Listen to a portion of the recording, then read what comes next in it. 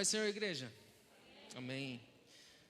O Gui esqueceu de mencionar, enquanto abre aqui, que se você pesquisar no Google aí, a Hilux, ela tem outro nome, chama Tombilux, né? Então, é um carro que tomba muito fácil. Então, realmente é um milagre.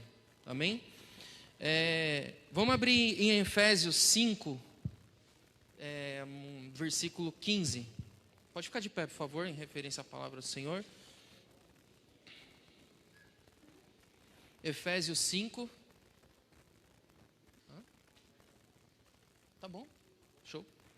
Efésios 5, 15. Vamos lá, o que Paulo diz. Todo mundo achou? Tenham cuidado com a maneira como vocês vivem, que não seja como insensatos, mas como sábios. Presta atenção aí. Mas não sejam como insensatos, mas como sábios, aproveitando ao máximo cada oportunidade, porque os dias são maus. Portanto, não sejam insensatos, mas procurem compreender qual é a vontade do Senhor. Então, Paulo, pode sentar, amados. Você vê que é engraçado, né? O conselho de Paulo aqui. Quando a gente procura uma coisa, é porque a gente quer achar alguma coisa, né? Quando a gente está procurando algo, a gente precisa encontrá-la. Procurem. Então, é um exercício que tem que ser contínuo. Então, procurem compreender qual é a vontade do Senhor.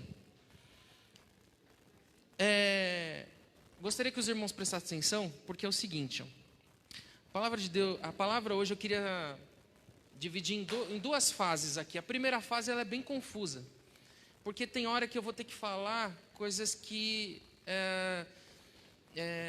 eu sou bom para fazer isso naturalmente, porque tem hora que eu quero falar uma coisa, mas eu não quero falar aquilo, ou eu quero falar aquilo, mas não quero falar aquilo. Deixa eu só pegar aqui, que fechou. Então hoje eu queria falar sobre o sentido da vida. A gente toma decisão hoje, vamos falar da vida real. Hoje a gente vem aqui, a gente decidiu estar aqui hoje para poder louvar o Senhor, né? Falar sobre Jesus, engrandecer o nome dele, foi tudo que a gente cantou aqui, né?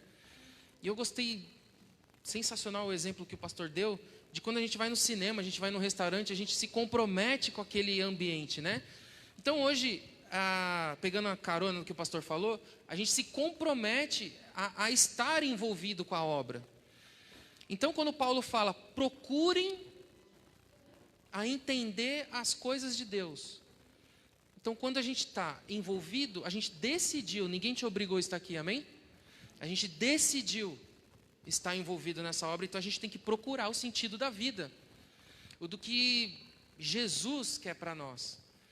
Aí eu pergunto para vocês, será que Deus está no controle mesmo das nossas vidas? Porque às vezes parece que não está, não é verdade?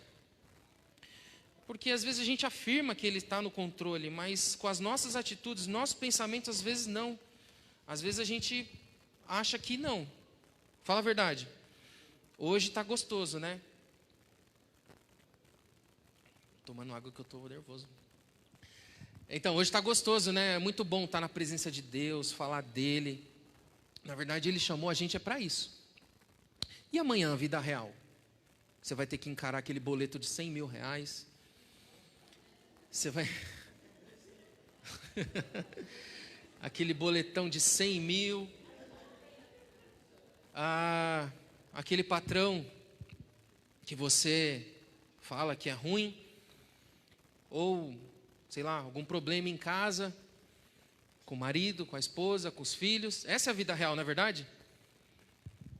Então, por que de maneira prática a gente não entende o sentido da vida, então? Porque para mim, quando Jesus fala, tem de bom ânimo, eu venci o mundo, parece que é tudo, mas não é nada. Não é verdade? É tudo. Jesus é tudo. Ele está falando, a gente tem que prestar atenção no que Jesus fala. Ele é tão simples e categórico, parece que ele só fala palavras. Tem de bom ânimo, eu venci o mundo. mas de maneira prática a gente não entende assim. Por quê? Então, nessa questão, a gente precisa entender, então, qual que é o espírito da época, dessa época que a gente está vivendo, 2000 e hoje. Né? 2000 e hoje, né, eu gosto de falar, né? Qual que é, se a gente for pegar na história do ser humano, eu gosto também de pegar o que nós somos, qual que é a nossa essência, o que Deus é, e está tudo ligado nisso.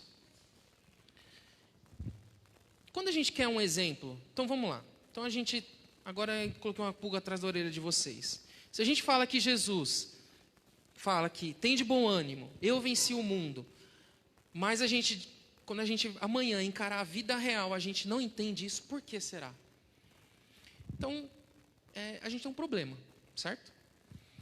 Então, quando a gente tem um problema, a gente vai pesquisar a gente vai sempre num especialista. Quando você está com um problema no estômago, você vai no endócrino. Acho que é isso, né?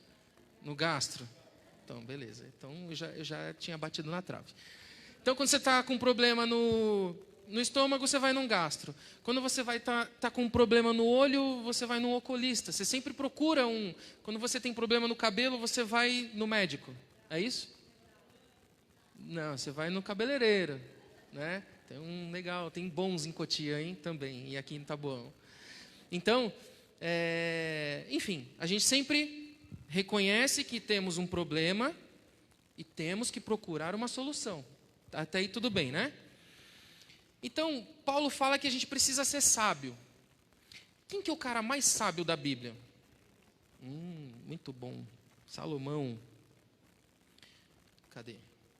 Salomão. Salomão escreveu não só Provérbios, mas também Eclesiastes. Não está comprovado, tá? Porque às vezes parece ali que ele está narrando e alguém está escrevendo. Não dá para dizer se foi Salomão em punho que escreveu Eclesiastes. Mas Eclesiastes oh meu Deus, a palavra. É um capítulo, não, é um texto que retrata muito bem da realidade da vida. Né? Se você ler do 1 até o 12, se eu não me engano é 12 ou 13, você vai ver que ele é totalmente filosófico. Se apegue nisso daqui, filosofia. Ele é totalmente filosófico. Eu vou abordar o 1 agora. A palavra do mestre, filho de Davi, rei em Jerusalém. Que grande inutilidade, diz o mestre. Que grande inutilidade, nada faz sentido. Em outras versões está assim, tudo é vaidade. Tudo é vaidade. Então vamos lá. Se Jesus fala para a gente ter bom ânimo e vencer o mundo, e a gente às vezes, quase sempre, não entende quando a gente vai encarar a vida real, para a gente ter bom ânimo e vencer o mundo.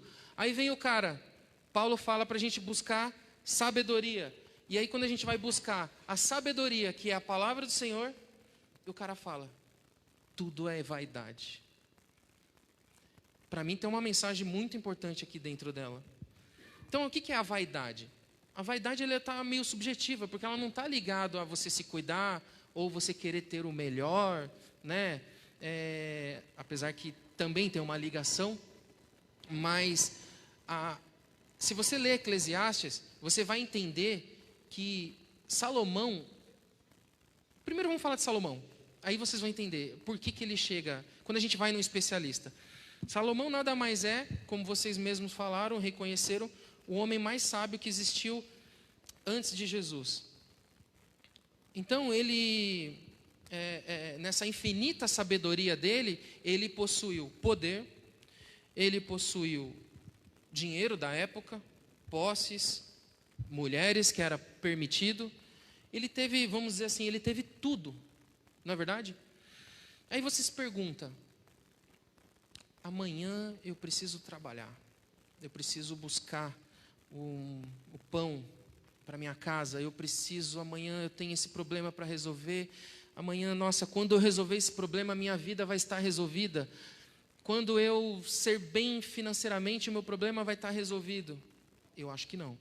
Porque assim, Salomão que teve tudo, ele senta lá, sei lá na onde, na cama, não sei lá, e fala, tudo é vaidade, tudo é em vão, nada faz sentido. Amados, onde é o ponto que eu quero chegar é que o ser humano, ele está sempre em busca de algo. Salomão, o fim dele, a Bíblia não relata especificamente se ele se desviou. A princípio, sim. Aí a gente entende, o cara tinha tudo, ele tinha o mais importante que era a sabedoria. Aí parece meio contraditório, Paulo fala para a gente buscar sabedoria. E que sabedoria é essa então que a gente tem que buscar? Porque a gente sempre, por mais que a gente, vamos lá, por mais que a gente cante, Jesus é bom, Jesus é top, Jesus é business, Jesus, né? Prega tudo isso, né? No fundo a gente está preocupado com a nossa vida, sim. Fala a verdade. Você está preocupado com o amanhã? Por mais que está escrito, não se preocupe com o amanhã. Basta cada dia o seu mal. Então, faz a gente pensar.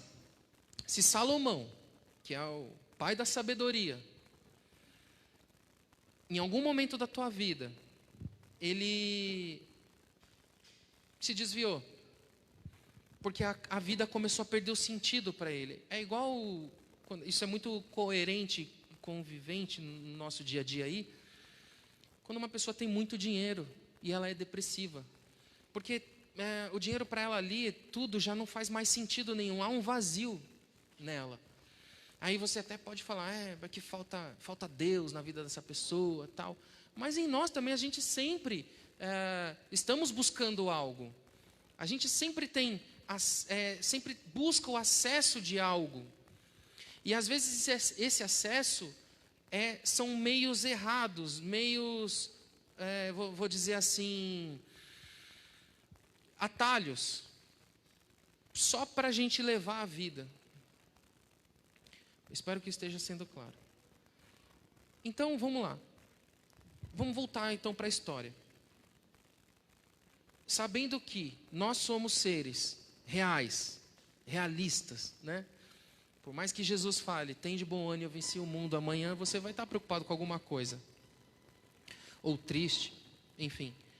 E a gente olha para Salomão, então eu vou buscar algo, então eu vou buscar a palavra do Senhor, que a palavra do Senhor diz que é completa, diz que é o caminho, a verdade e a vida, né? Porque é o próprio Jesus. E aí eu olho para Salomão teve tudo e fala, tudo é vaidade? Então o que eu tenho que fazer? Largar tudo? Amanhã eu largo tudo, largo o emprego, largo a família, porque tudo é vaidade, não vale a pena. É isso? É isso? Não. Na filosofia, agora eu queria retratar uma coisa aqui. Só para você ver o quão problemático nós somos. O homem, se você for pegar na história, não sei se vocês sabem, a nossa formação, tanto cristã, quanto as nossas leis, que mais? Os nossos fundamentos como presidencialismo, no sentido assim, nossa política, melhor. Toda a nossa formação social, a gente deve à cultura greco-romana.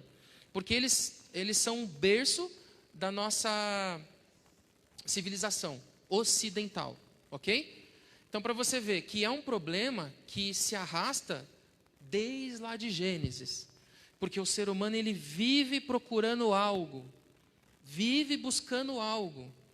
Então, trazendo hoje, para os dias de hoje, 2000 hoje, né? Hoje a gente vive se pegando aí, que Jesus não é mais suficiente. Porque às vezes é essa a nossa, por mais que nós não queremos falar isso, mas talvez, inconscientemente, a gente acha que Jesus não é suficiente, porque amanhã vai vir. Amanhã tem o boleto de 100 mil, amanhã tem um problema em casa com o seu filho, amanhã vai ter um problema com o teu esposo, com a tua esposa, para você encarar. E aí, qual é o nosso comportamento? Na filosofia grega, eu nunca vi nascer tanto, a Grécia, naquela época, greco-romana, parecia o Santos revelando jogador de futebol bom. Porque, Se você for para a filosofia de fundamentos, de pensamentos, pensadores, tudo é Platão, o pai não sei do que, Aristóteles, Sêneca, Sócrates. Tem um agora que eu queria lembrar. Marco Aurélio. Tem até livro, Pensamentos de Marco Aurélio, que é Marco Aurélio. E nessa busca incessante que nós temos de buscar algo para ser melhor, né? Talvez eu e você hoje estamos aqui hoje buscando ser melhor. Mas amanhã a gente tem o dia real. Então nessa questão de que a gente reconhece aqui, a história mostra isso, é um fato. A história mostra que o ser humano busca ser sábio. Mas aonde que ele está buscando? Porque, não, mas o Dario falou que Salomão era sábio. Paulo fala para buscarmos ser sábio. Então eu vou buscar quem era sábio. Só que parece que o fim de Salomão não foi muito bom. Então eu acho assim, que se a gente parar aqui e espiritualizar a coisa, se eu parar aqui e espiritualizar a coisa, o que mais que eu acho que a gente vai ser bem sucedido no dia de amanhã, se a gente usar Salomão como exemplo. A gente vai ser bem sucedido nos nossos negócios. Tem aí vários youtubers lá que nem é crente e fala 7 princípios de sabedoria para você ser rico. Aprenda com Salomão. Então, não é errado. Está entendendo? Mas eu acho vazio. Então, voltando lá para os gregos, certo? Para o berço da nossa cultura ocidental. Então nós temos aí, né, vários fundadores, tem vários movimentos, humanismo, helenismo. Se você se aprofundar nisso, isso é apaixonante, é muito legal. Só faz você ter certeza de quão vazio nós somos. Só faz você ter certeza de quão rico é muito rico. Aí eu lembro de Paulo falando que a sabedoria dos homens a justiça dos homens é como trapo de imundícia, mas a sabedoria que ele tinha, que era muito. Eu vou falar agora de... Oi? Terrena, mal, animal e diabólica. Então, você vê como que faz sentido? Então, eu vou só citar rapidinho, para a gente não se estender, algumas coisas que um pensador aqui, que eu até gosto dele, eu confesso para você que faz até sentido alguns pensamentos dele, que é Sêneca e Marco Aurélio. Me entendam bem o que eu estou falando agora, tá? Que eu gosto. A filosofia de Sêneca, que é o estoicismo. O estoicismo é o fato de você ter um problema, amanhã a vida real, certo? Você vai ter um problema e você vai ter que encarar ele. Tem gente que retrai, tem gente que fala, Senhor estará comigo, Jesus é o meu pastor. Mas a gente às vezes não entende o que a gente está fazendo, porque falaram para a gente fazer. Então quando Paulo fala, procurem. Deixa eu voltar aqui. Não está aqui, né?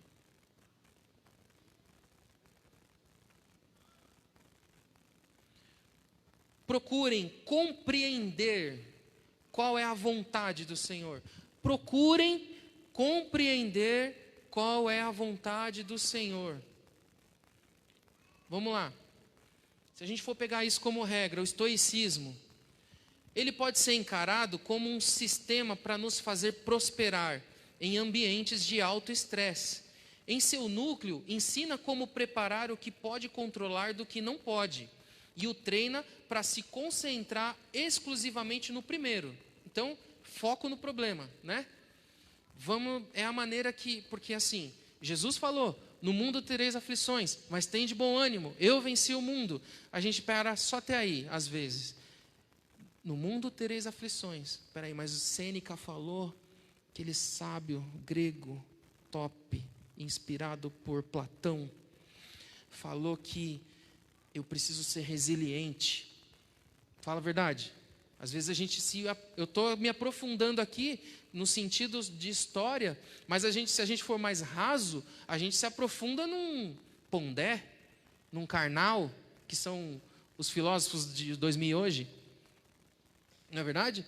Ou às vezes a gente sei lá, se baseia no dinheiro que você tem, ou na posição social que você tem, alguma coisa a gente se apega, irmãos. Eu só estou me aprofundando aqui só para você ver que passa geração e o problema do homem é o mesmo. Só vai mudar o jeito que a gente vai fazer as coisas, mas vai ser o mesmo problema. Os pensadores, aqui ó, Marco Aurélio agora, vou falar de Marco Aurélio. Registra suas notas pessoais sobre estoicismo. Ele também vivia nessa época estoica. Como fonte de sua própria orientação e autoaperfeiçoamento, Marco Aurélio enfrentava desafios, conspirações, obstáculos durante o dia. À noite ele se colocava em profunda reflexão e escrevia suas notas pessoais antes de dormir. Ele afirma que a única maneira que um homem pode ser prejudicado por outros é permitir que sua reação o domine. Espera aí, ele está falando de frutos do Espírito. Não é verdade? Se a gente for buscar na Bíblia aqui, está na palavra do Senhor. Mas tem um problema, para a gente ter os frutos do Espírito, nós temos que se render a Jesus Cristo. Temos que buscar a Ele, não é verdade? Não, o estoicismo fala que se você olhar para si mesmo, você vai encarar o teu problema. Autorresiliência. Racionalidade e lucidez permite que se viva em harmonia com o universo. Marco Aurélio frequentemente expressa uma atitude de que hoje poderíamos chamar de agnóstica, implicando ou mesmo afirmando diretamente que não importa se alguém acredita na providência divina. Abre parênteses. Para os estoicos, Deus é a própria natureza, ou apenas um átomo, o caos, que é a visão epicureana, ateísta. Você vê como que eles são difíceis, né? Fala a verdade, é chique, né? Não é verdade? É chique, né, mano? Os caras é top para fazer o negócio, né? Mas eu só vejo vazio. Se você se aprofundar na história da humanidade, sem Deus, eu só vejo vazio. E o que eu vejo? Eu vejo pessoas tentando resolver problema, mas com a ferramenta errada. Então hoje, eu queria, assim como um médico é cirúrgico para tirar um tumor. Hoje a gente tem um tumor. A nossa atualidade hoje, a gente, devido ao acesso à internet, hoje a gente sabe de tudo, a gente tem entendedor de tudo, não é verdade? E isso é um problema, eu vejo um problema, porque por mais que estamos dentro da igreja, e como a gente tem acesso, eu acho perigoso, porque quando você vai, um crente, lê isso daqui e fala, acho que Jesus não é tão legal assim. Porque aqui, ó, a Sêneca faz sentido. Não vejo mal algum. Sabe por quê, amados? Porque a gente não quer comprar o pacote de Jesus por inteiro. A gente quer comprar só o que convém. E Jesus fala, negue-se a si mesmo. Tome a tua cruz e siga-me. Esse é o problema, que a gente não quer comprar essa parte. A gente só quer comprar o que convém. Aí a gente começa a se basear. Não, peraí, eu acho que esse cara aqui é bom. Esse cara fala a verdade. Esse é o problema do 2000 hoje. Porque o 2000 hoje, eu vejo um problema grande lá na frente, que é a inutilidade. Aí eu vou voltar para Salomão. Tudo é vaidade. É que eu não anotei aqui porque eu achei que ia ficar longo. Mas vamos lá. Salomão fala. Então vamos lá. Então vamos ser práticos, tá? Agora que você reconheceu que o ser humano é vazio, então eu vou te dar a solução para o teu problema. Para o amanhã. Salomão fala em Eclesiastes 2.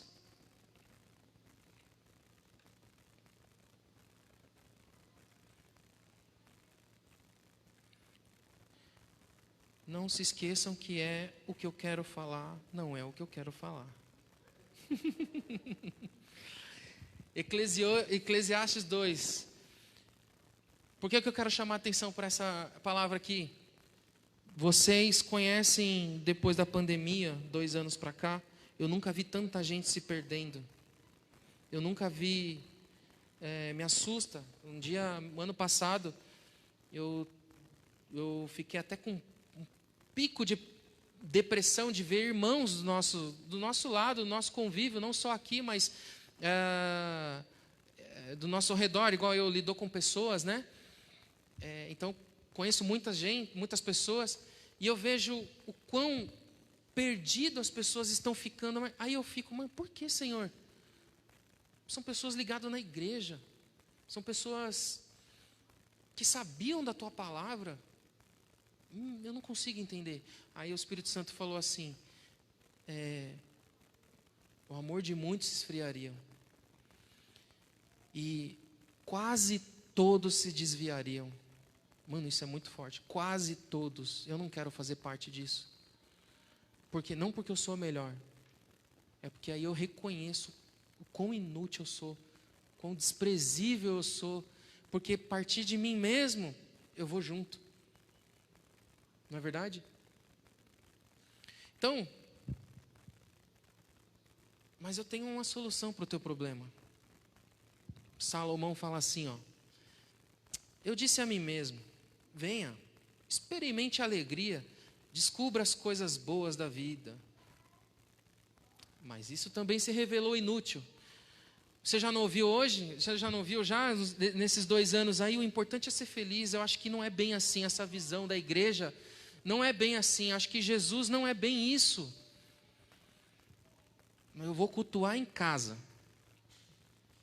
Eu acho que Jesus não é bem assim. Não é pecado eu ir para um parque. Não é pecado eu me divertir. Não é mesmo. Ninguém está falando que é. Mas nessa busca incessante de tampar um vazio, nessa busca incessante de achar resposta para tudo, nós caímos num abismo perigoso, sutil, que é só o começo do fim. Então Salomão fala: concluir que o rir é loucura, e a alegria da vida nada vale. Parece que Salomão estava depressivo aqui. Por que eu falei? Parece que tem horas que eu quero falar uma coisa que não é o que eu quero falar. Ele fala: pô, vai então, mergulha nos prazeres da vida. Mas ele depois fala: isso é inútil. Isso é inútil. Então, eu não sei mais o que eu falar, porque eu já falei tudo já. A gente conseguiu agora revelar um tumor que vive entre nós. Mas tem um o cirurgião, quando ele vai tirar um tumor, ele usa um bisturi, né? E esse bisturi é Jesus. Mas eu quero voltar aqui porque eu sabia que eu estava esquecendo de alguma coisa. Ó, para ajudar você a entender o propósito da tua vida, o sentido da tua vida, porque às vezes eu gostaria muito que o Espírito Santo hoje falasse com o teu coração e que te desse hoje um novo sentido para a tua vida. Gostaria muito que você entendesse o amanhã. Não que a gente tem que se preocupar com ele, mas eu queria que você entendesse, como Paulo fala, que a gente tem que procurar o propósito qual é o real propósito de que Deus quer para as nossas vidas. Então eu criei 3 narrativas aqui, para você entender, porque a verdade, amados, é que a gente é criado numa bolha. Quem mora em Taboão é criado na bolha do Taboão. Quem mora em Cotia é criado na bolha de Cotia. E aí, essa bolha, quando a gente fura, é muito legal. Porque quando você fura a bolha, você consegue ver o quão macro é as coisas, o quão grande é Deus e quão pequenos nós somos. E quão pequeno é o seu problema diante daquele que vai solucionar. Amém? Tá vendo como a gente se apega? Solução. Amém. Não, estou falando que está errado não, tá bom? Mas vamos lá. 3 narrativas aqui que eu criei, ó. Então, eu usei 3 seres humanos espalhados pelo mundo, tá? Eu vou do 0 ao 100 aqui, de expressão. Então, a primeira criança aqui é uma criança nascida... Quem já viu falar no Haiti? Eu vou falar aqui que eu estou ansioso, então não posso... No Haiti é um dos países mais pobres, um dos mais pobres que tem no mundo, né? Então, a realidade, a bolha daquela criança ali do Haiti, o que ela quer na vida dela é ter um prato de comida. Apenas isso. Não é verdade? Apenas isso. Essa é a bolha de uma criança do Haiti. Esse é o mundo, amados. Terceira, eu queria até criar um nome para essa criança. Eu pesquisei nome de crianças do Haiti. A Wildlane. E tinha uma lá que chamava Darlene, que é a mistura de Dário com Aline. É sério. Eu falei, puta, Darlene no Haiti, velho. Então, vamos lá. Essa criança do Haiti, a bolha dela é o seguinte. O que ela quer da vida dela é a Darlene, o que ela mais quer, diante da realidade daquele povo, é ser próspero. E o que é prosperidade para ela? Ter comida. Essa é a realidade da Darlene. Que a prosperidade para ela é ter comida. Então vamos lá. Suponhamos então que a Darlene, ela teve acesso, ela foi privilegiada, ela leu Sócrates, ela leu Platão, ela foi bem entendida, ela leu até Salomão, tá? E aí ela prosperou na vida dela. E aí a Darlene conseguiu chegar na vida dela e ter um prato de comida, apenas isso, tá? Ela conseguiu ter a comida do dia a dia, ela conseguiu ter os 3 banquetes, café da manhã, o almoço, e ela era muito grata por isso, não a Deus, porque ela conquistou, beleza? Então vamos dizer assim que a Darlene, ela é bem sucedida, né? Aos nossos olhos, não é verdade? Diante da bolha dela, ela é bem sucedida. A segunda criança, ela nasceu numa favela em São Paulo. Em São Paulo a gente tem mais acesso. Então essa criança, sem nenhum tipo de estrutura familiar e pessoal e social, essa criança, ela evoluiu, ela buscou nos livros conselhos sobre Sócrates, sobre Platão, sobre Marco Aurélio, ela se apaixonou, ela viu a história ela buscou entendimento, o acesso, ela leu até sobre Salomão e viu que como prosperar na vida. E essa criança conquistou uma casa simples, um carro simples e o que comer para o resto da vida. É vencedora, não é? Sem perspectiva, que a gente sabe que esses ambientes, eles são totalmente, infelizmente, dominados por facções, que onde a realidade das pessoas, às vezes, tendem a... É raro, igual eu vejo, eu não vim de uma favela, mas eu vim de uma comunidade, né, em Cotia, simples. Não chegava a ser barraco, mas eram todos pobres, né? Eram pessoas totalmente pobres. Então, eu saí de lá, e eu vejo quando... Minha mãe saiu de lá tem 1 ano. E aí quando eu voltava para lá e eu via aquelas pessoas em que eu brincava. Hoje eles são donos de biqueira, de tráfico, enfim. Então, a vida não deu a oportunidade que deu para mim, né? Então, vamos lá. Então, a segunda criança aí eu não coloquei o nome dela.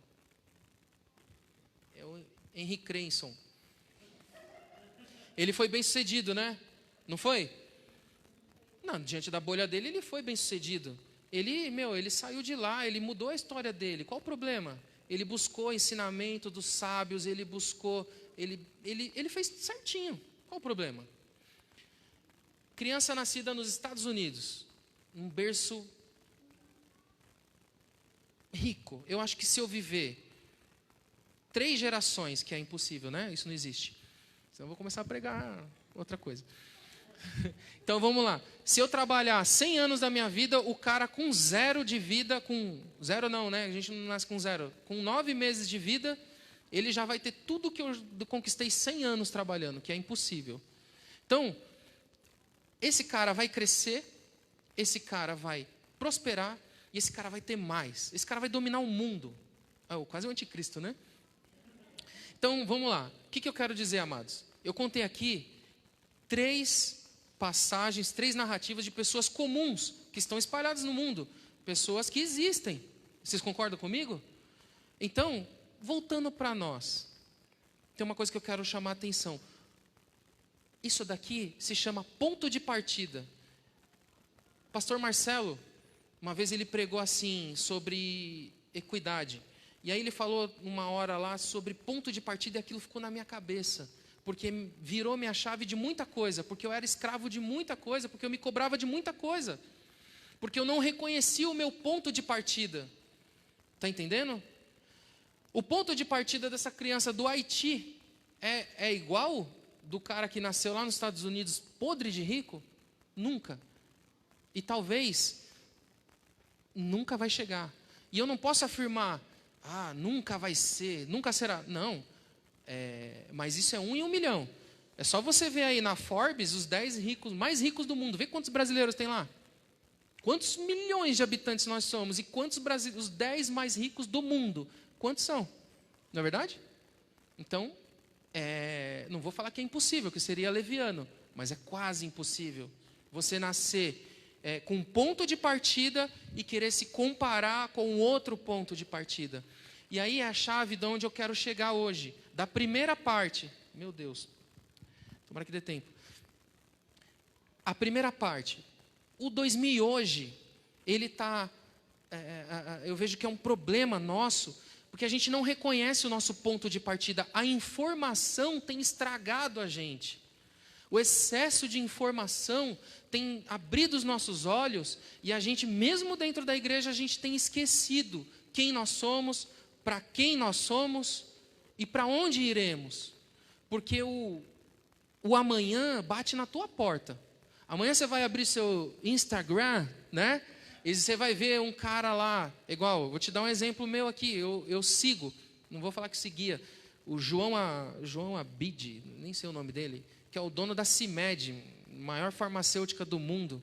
Me dava um pouco de depressão ver o cara, tinha um avião próprio, hoje eu vou para Bahamas, simples assim.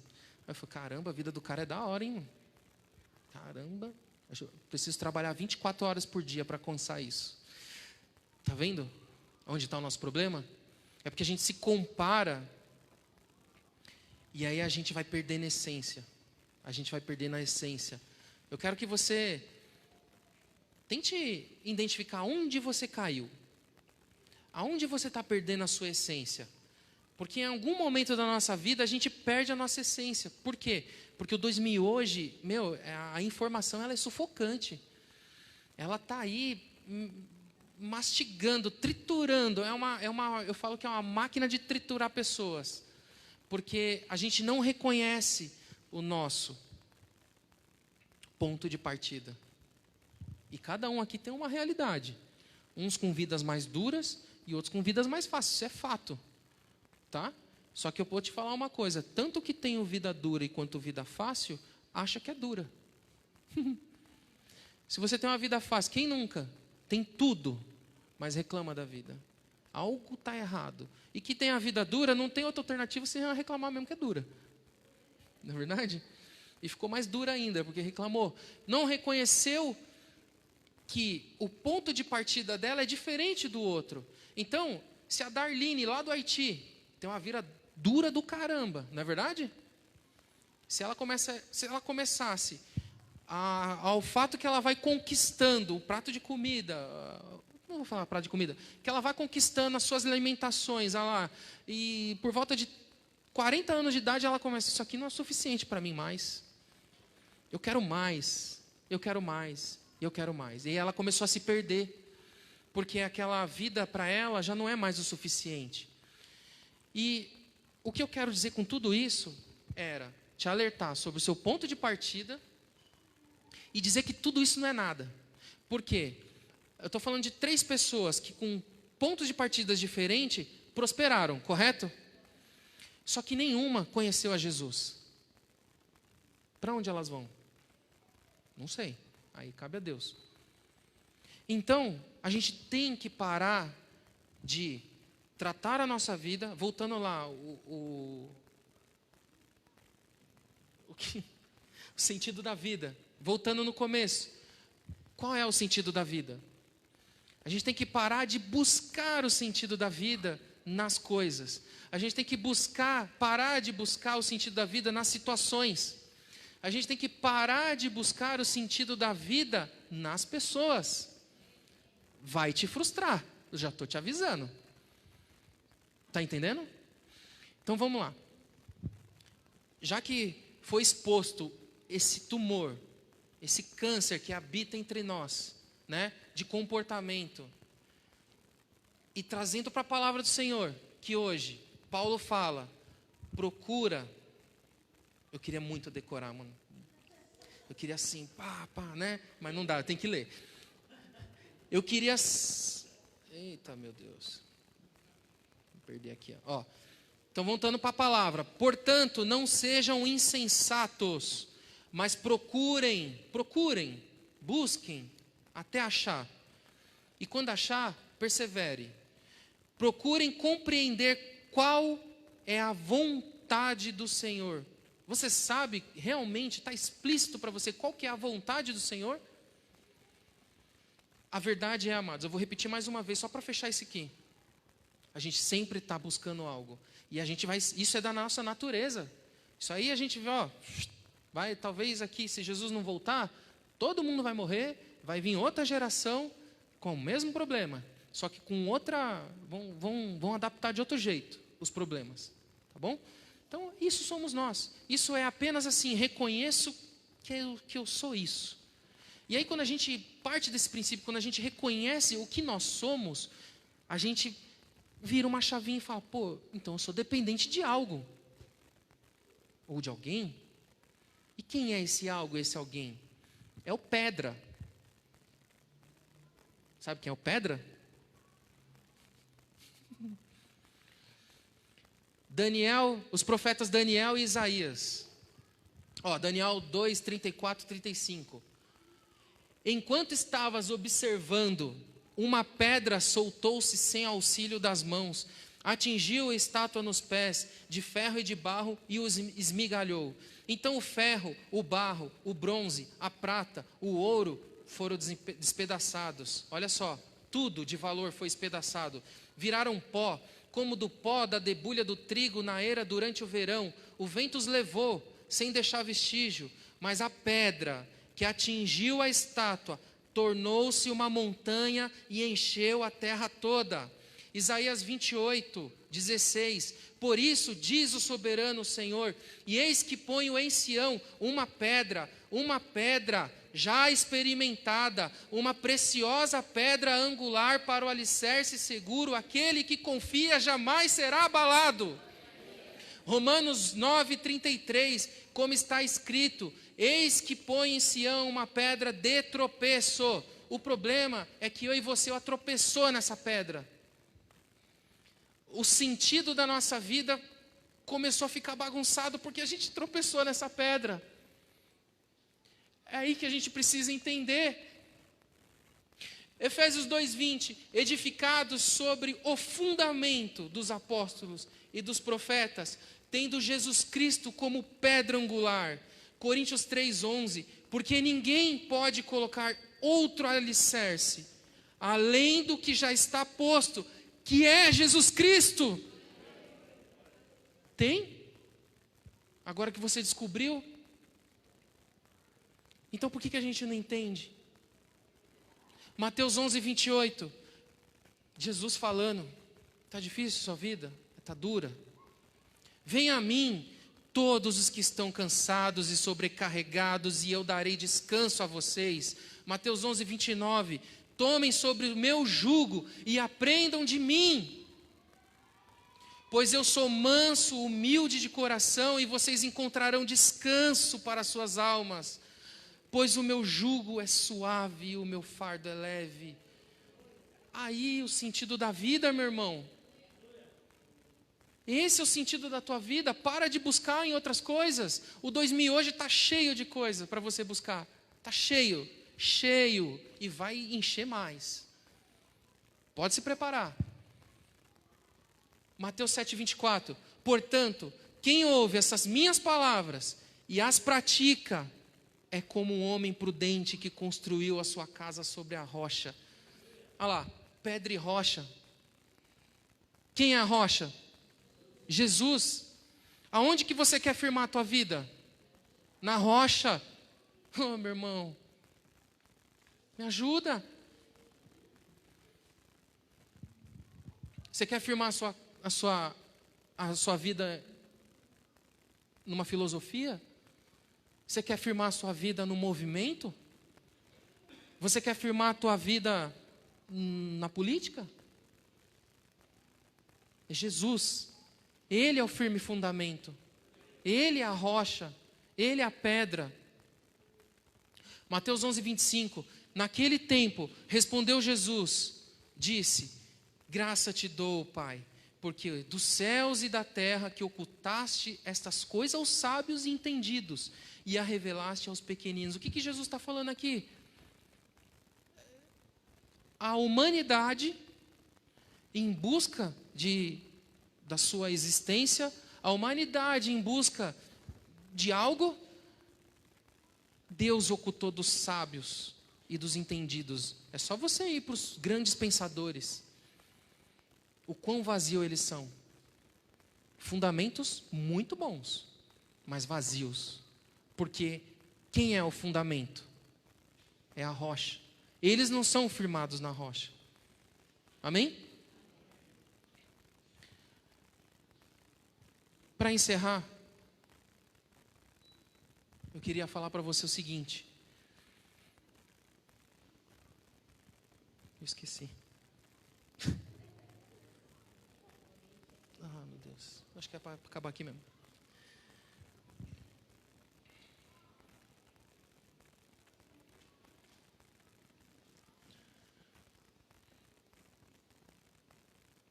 Deus. Amados,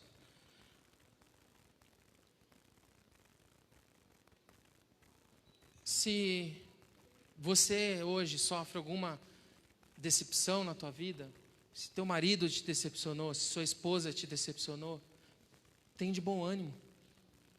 Porque se você estiver firmado na rocha, Ele vai te sustentar. Se alguém te decepcionou, Ele vai te sustentar. Se alguém te traiu, Ele vai te sustentar. Amém? Se a tua vida financeira não está boa, Ele vai te sustentar. Se você está confuso na tua vida, Ele vai te sustentar. Essa palavra se resume nisso. Eu poderia começar ela aqui. O Senhor vai te sustentar. É tão prático e óbvio, e a gente ouve isso todo domingo. Mas quando a gente vai para a vida real, a gente esquece. Porque a gente somos seres humanos que procuram algo. E Jesus fala: eu sou o caminho, a verdade e a vida. Ninguém vem ao Pai a não ser por mim. Então a única forma de você se conectar com Deus é Jesus. Aqui, aquele dia que eu usei o exemplo dos irmãos aqui, o único jeito de você controlar o seu temperamento, a única forma de você colher frutos bons da tua vida é conectado na videira, que é Jesus. A palavra, ela se conecta, ela é absurda. Ela é absurda quando ela se conecta. Amém? Então, de modo prático agora, tá? Para encerrar, eu queria que você descobrisse qual é o seu ponto de partida. Mesmo que você, talvez, por mais óbvio que seja, que a pregação foi, que Jesus é a pedra, Ele é o firmamento da nossa vida, e tem que ser, por mais que isso ainda não ficou claro, então quero que você reflita sobre o seu ponto de partida. Reconheça o seu ponto de partida. Porque aí quando você é o fato, cai na palavra de novo, Paulo fala, avalia-se a si mesmo. Quando a gente se avalia, a gente fala, peraí, eu preciso me situar. Talvez esse pensamento que eu estou tendo não está indo contra o que Jesus quer para a minha vida. Paulo fala, procurem sobre Jesus. Não é isso que ele falou. Procurem compreender qual é a vontade do Senhor. Procurem. Você está aqui hoje, perdendo o seu tempo, entre aspas. Se você estiver aqui só em corpo, porque te obrigaram a estar aqui, você está perdendo o seu tempo. Está entendendo? Então, já que você, vou usar o exemplo do pastor, se sujeitou a pagar o ingresso para assistir esse filme, já que você se sujeitou a ir no restaurante pagar o almoço, então, vamos compreender, vamos se envolver. Amém? Será que dá tempo de... então, os pontos de partida ficou prático? Então, ponto de partida. Ponto de partida para que a gente possa reconhecer. Porque quando a gente reconhece o nosso ponto de partida, a gente começa a ser cirúrgico na nossa vida, onde a gente precisa, onde a gente erra. E quando a gente percebe onde a gente precisa, onde a gente erra, a gente vai buscar Jesus. É uma opção, tá? Jesus não obrigou ninguém a servir a Ele. É a opção. Mas, se você quiser uma vida cheia, você quer ser pleno, a rocha é Ele. Amém? Deus abençoe a todos. Será que dá tempo de um louvor aí, pastor? Rapidinho? E fica em pé, irmãos, para fingir que acabou.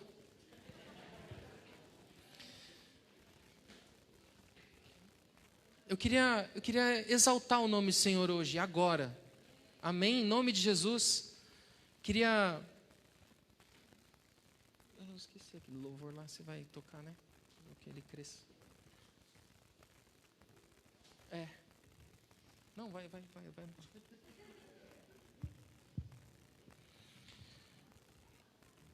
O louvor, ele é muito rico, né? Mas a gente canta às vezes da boca para fora. E eu não quero trazer julgo sobre vocês não, irmão, não é isso não. Mas quando Paulo fala para a gente compreender, a gente procurar ser sábio, a gente entender o que a gente está fazendo. Uma pessoa que estuda, um exemplo, você quer ser médico, está entendendo? Você vai para uma sala de aula, você fica... daqui um dia você vai abrir uma pessoa ali, você vai ter que saber. Você vai ter que saber o que você está fazendo. Aqui é a mesma coisa. Então, nós declaramos que o Senhor é o nosso Deus, declaramos que Ele é bom. Precisamos sair daqui com essa convicção, porque o amanhã vai vir. O boleto de 100 mil, não esquece, hein? E esse boleto de 100 mil aí vai ter que ser pago. Essa é a verdade nua e crua. E nisso, aceitamos a rocha, que é Jesus. Como que você vai encarar a tua vida até o fim dela? Porque Salomão fala que todos nós envelheceremos e iremos para o mesmo lugar. O insensato e o sábio irá para o mesmo lugar. E agora, cabe a você querer saber como você vai para lá. Porque Jesus fala assim, eu chamei para que tenham vida, mas vida abundante. Então, Ele não veio só para salvar a tua vida, mas é porque você tenha vida abundante. E a resposta está nele, independente do seu ponto de partida. Porque a gente pensa que a prosperidade do Senhor é ter tudo, e ter dinheiro, e ter saúde, e ter. Não é. Amém? Aleluia, amados.